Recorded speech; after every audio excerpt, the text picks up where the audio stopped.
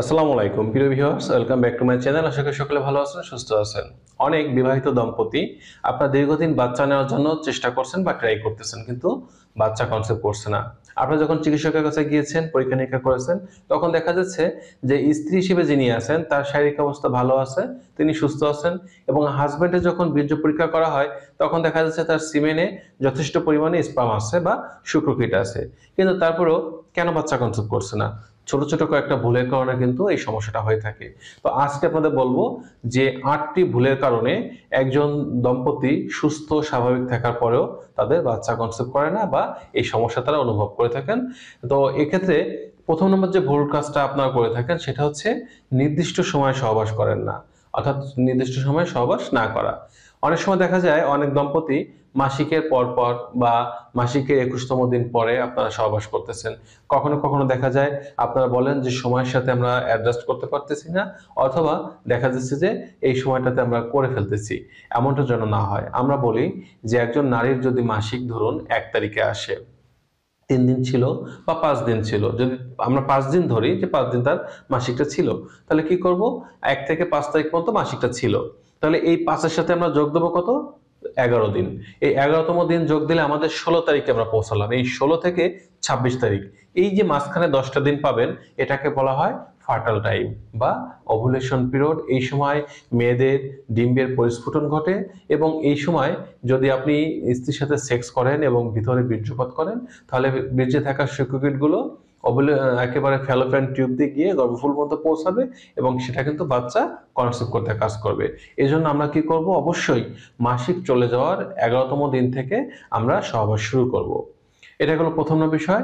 দ্বিতীয় নম্বর যে ভুল কাজটা করা যাবে না সেটা হচ্ছে সহবাস যখন আমরা করলাম, সহবাস করার পরপরই আমরা উঠে যাব না। আমরা সহবাস করার পরে মেয়েরা বিশেষ করে কমপক্ষে 10 মিনিট চিত হয়ে শুয়ে থাকবো। 10 মিনিট শুয়ে থাকবো এই কারণে, যাতে হাজবেন্ড যে বীর্যপাত করেছে শুক্রকীটগুলো যেন সুন্দরভাবে জায়গা মতো পৌঁছাতে পারে। তৃতীয় নম্বর যে ভুল কাজটা করা যাবে না সেটা হচ্ছে, আপনার যখন টার্গেট থাকবে যে আপনার বাচ্চা নিতে হবে, তখন সহবাস করার সময় কোনো প্রকার থুতু বা মুখের লালা বা লুব্রিকেন্ট এগুলো ব্যবহার করা যাবে না। মুখের লালা বা লুব্রিকেন্ট এগুলো শুক্রাণুর গতিকে ত্বরান্বিত করে, অর্থাৎ গতিটিকে কমিয়ে দেয়। অর্থাৎ বীর্যপাত করার পরে যে গতি নিয়ে তার গর্ভফুলে পৌঁছানোর কথা সেটা পৌঁছাতে পারে না, সে গতিটা আটকে যায়। যার ফলে দেখা যায় একজন নারী বা একজন পুরুষ সুস্থ থাকার পরেও সেই দম্পতির বাচ্চা কনসিভ করে না বা করতেছে না। 4 নম্বর যে ভুল কাজটা করা যাবে না সেটা হচ্ছে, এখানে কিন্তু পজিশন একটা ব্যাপার থাকে।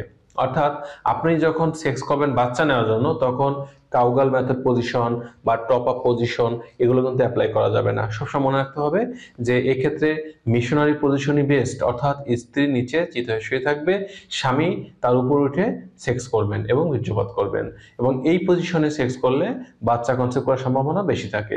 কিন্তু যদি স্ত্রী উপরে উঠে সহবাস করেন, তাহলে দেখা যাবে হাজবেন্ড যখন বীর্যপাত করবেন তখন পর্যাপ্ত ভাবে কিন্তু সেই জায়গাটায় গিয়ে বীর্যটা কিন্তু পৌঁছাবে না, এবং বাচ্চা কনসিভ করার সম্ভাবনা অনেকটা কমে যাবে।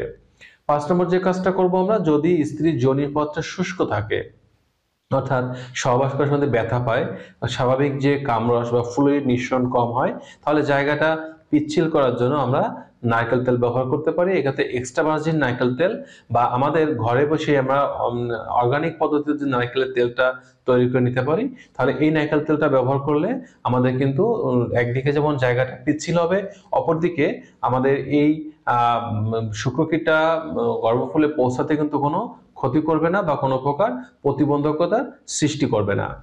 আর 6 নম্বর যে কাজটা করা যাবে না সেটা হচ্ছে, সহবাসের পরপরই ওয়াশরুমে যাওয়া যাবে না। অনেকে আমরা একটা ভুল কাজ করি, মেয়েরা বিশেষ করে, প্রচন্ড পরিমাণে প্রস্রাবের চাপ আছে বা প্রস্রাব আসতেছে আসতেছে মনে হচ্ছে, তারপরে কি করে না, আমরা প্রস্রাব করি না, বা পায়খানা আসতেছে আসতেছে একটা ভাব, তারপর কিন্তু পায়খানাটা করতেছি না। অর্থাৎ সহবাসের আগে যদি পায়খানা বা প্রস্রাবের চাপ থাকে, অবশ্যই পায়খানা প্রস্রাব করে ক্লিয়ার করে পেটটা ফাঁকা করে এরপরে সহবাস করতে হবে। অর্থাৎ সহবাসের পরপরই আপনি ওয়াশরুমে গিয়ে প্রস্রাব পায়খানা এগুলো করবেন না, কারণ তাহলে দেখা যাবে আপনি যখন প্রেসার দিচ্ছেন প্রস্রাব পায়খানা করার সময়, তখন ওটা উপযুক্ত জায়গায় পৌঁছাতে পারছে না।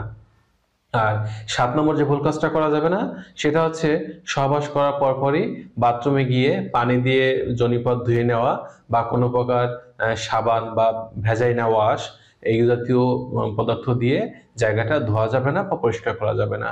অন্তত কিছুটা সময় অপেক্ষা করতে হবে। 10 মিনিট শুয়ে থাকতে বলি, প্রয়োজনে আরো 10-15 মিনিট আপনি অপেক্ষা করুন উপযুক্ত জায়গায় শুক্রকীটগুলো পৌঁছানোর জন্য।